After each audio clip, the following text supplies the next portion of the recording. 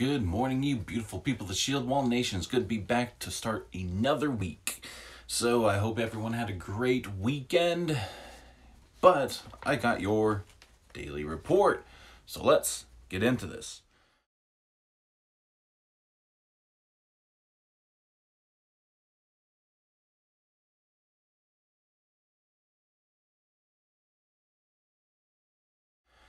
It says Harris County, Texas, which is the home of Houston, the country's fourth and most populous city, is hatching a plan to send in mail-in ballots to all of its 2.37 million voters.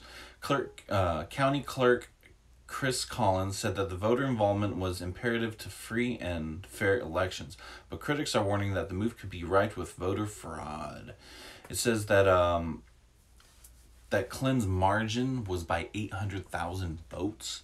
And since there's 1.2 eligible voters that sat out. So they're hoping they can get at least 500,000 and maybe turn Texas blue. It's a far stretch, but still can be possible. But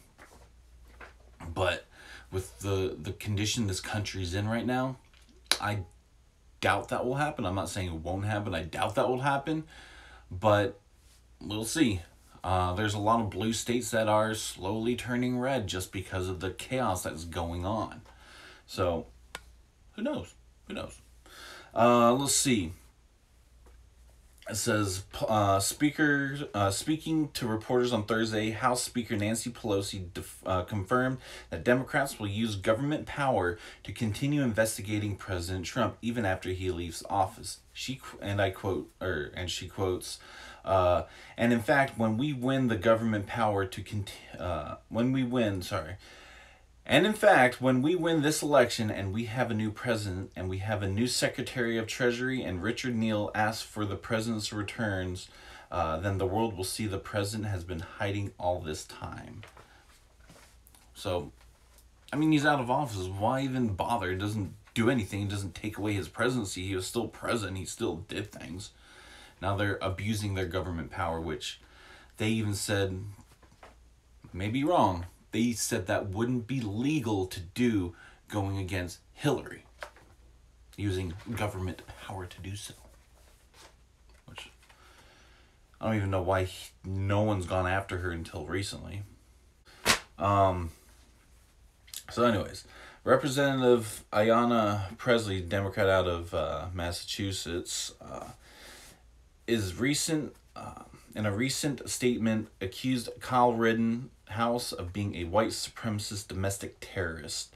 Former federal prosecutor Paul Butler of MSNBC also commented, "It's the white supremacy that the Trump administration has enabled and endorsed." However, this is completely inaccurate, accusing Rittenhouse of open fire on protests. It says the left is mounting a momentous propaganda in efforts to basically attack a 17-year-old boy. Even though he did kill 2 people and wound another, it's not white supremacy if you're defending yourself against a mob.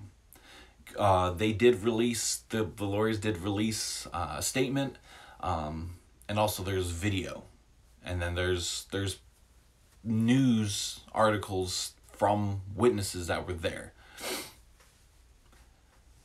And then there's a video out that actually breaks it down step by step by Colin Noir. And he breaks it down. And he says, of course he's not a legal expert, but he breaks it down very well. And from what it looks like and from what the lawyers say and from what witnesses and news articles have said, it looks like it's all self-defense. But they, of course, the Democrats want to demonize it and say it's white supremacy, even though he killed 2 white people, shot another white person. So, how's that white supremacy? But they don't want to demonize the protesters burning and destroying businesses and attacking a 7-year-old girl with her father, and yeah. That happened. Go look it up. recently happened over this past weekend. So it really shows where the Democrats' priorities are. To demonize good Americans and promote criminals. Like Kyle Rittenhouse, the first one he shot in the head. Shouldn't be around kids, but that guy was chasing a kid. The gentleman, I don't think the gentleman that had the skateboard and got shot in the chest and died, he did have some criminal something against him, I don't remember. Then the one that got shot in the bicep and had his bicep blown off, felon. Shouldn't even be holding that gun. So there's criminals out there doing criminal acts. But Democrats don't want to demonize them. They're having a good time and exercising their First Amendment right. Well, then I guess I should go burn down places I don't like and say it's First Amendment right. Anyways, I digress. It says, a friend of the guy that got shot in the bicep, Gage Gross, the only surviving man shot in Kenosha, said his only regret was not killing the kid and hesitating to pull the gun before emptying the entire magazine on him.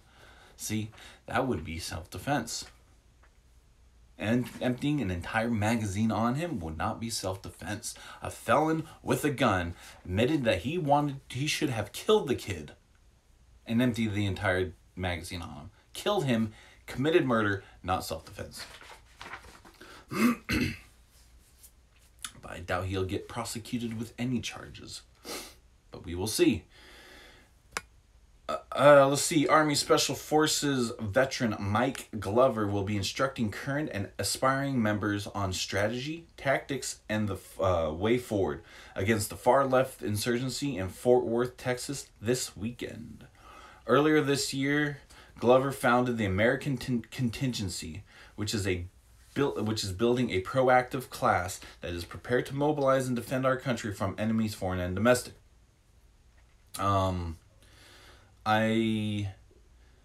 Let's see. The one thing that you got to realize with American Contingency is not to build a militia, is not to build a group to go out there and protest, is to make sure you are prepared. That's what it's for. To make sure you get your information as best as possible, kind of like this channel, to be informed, but also you get other information to help you prepare. And that's what I'm trying to build here, and that's what he's building there. I'm not trying to build a group to go out and counter protests. He's not trying to build a group to counter protests. He is trying to build you as an individual to be prepared to protect your family and your household against criminals or riots or whatever it may be. That's his goal, and that's my goal as well. So he gets a lot of flack in saying that he's a white supremacist group or he's a terrorist group. This guy's Asian. So a yellow supremacist? Yeah, anyways, it's ridiculous. And he gets a lot of threats and a lot of false labeling on him. And that's nothing what it is. Kind of like false labeling Kyle Rittenhouse as a white supremacist. They're false labeling their opposition. So, trying to discredit them.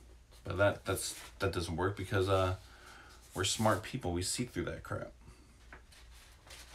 It says, the Indigenous Anarchist Federation, Puget Sound John Brown Club, and the Socialist Rifle Association instruct activists to buy medical trauma kits, attend medical training, and prepare to render aid to protests and events.